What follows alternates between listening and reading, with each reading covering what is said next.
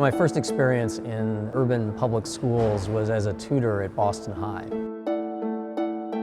The message that it sent to me was that there was something sort of fundamentally wrong, not just with the school, but potentially with the larger system. I was gradually learning more and more about public education, and eventually met a guy named Stephen Wilson, who was at the time writing a book on the Boston public schools. The idea that Stephen was formulating was one in which school districts were not actually managing schools, but rather overseeing a portfolio of schools that were managed by others. As charter schools actually started to occur, I actually made my transition to working at Pioneer Institute with charter schools. I was coming up the learning curve from day one, along with everybody else, because this was a brand new experience, a brand new sector, a brand new idea.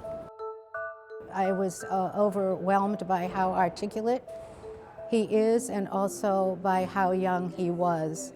And I thought, can I really do this? I'm leaving schools. I'm leaving places that feel comfortable to me. And I'm talking to this gentleman about policy and this brand new thing called charter schools. Massachusetts is one of the chief laboratories of education reform in the United States, and has been for the last 20 years. And no one has been more of an architect of that reform than Jim Peyser.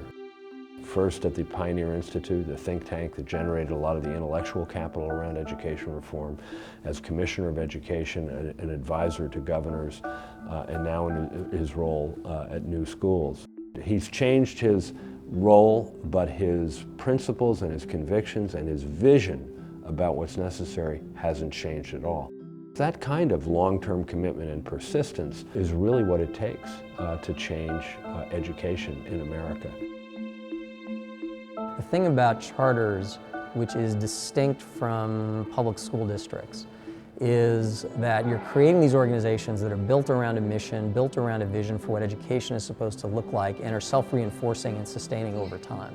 So that you have boards and you have school leadership teams and staff, teachers and others who come into an organization not only understanding what it stands for, but believing in it and committed to sustaining it over time. I think the rest of us, though, showed that we were in school, in class, professional, and ready to learn, and we earned ourselves a 4 for today's class. Thank you. Thank you.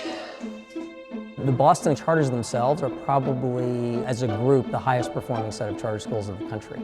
They have led the way in terms of what is possible for low-income students to achieve in the context of public schools. It has also stimulated some responses on the part of the Boston public school system. The union and the district got together and created a new model which was designed to mirror, at least to some extent, the kinds of approaches to education that the charter schools were beginning to pioneer. So I'm very hopeful that we're actually at an inflection point here where the charter sector is not only serving a larger number of students very well, but is also an increasingly important part of the larger system transformation that hopefully is underway here.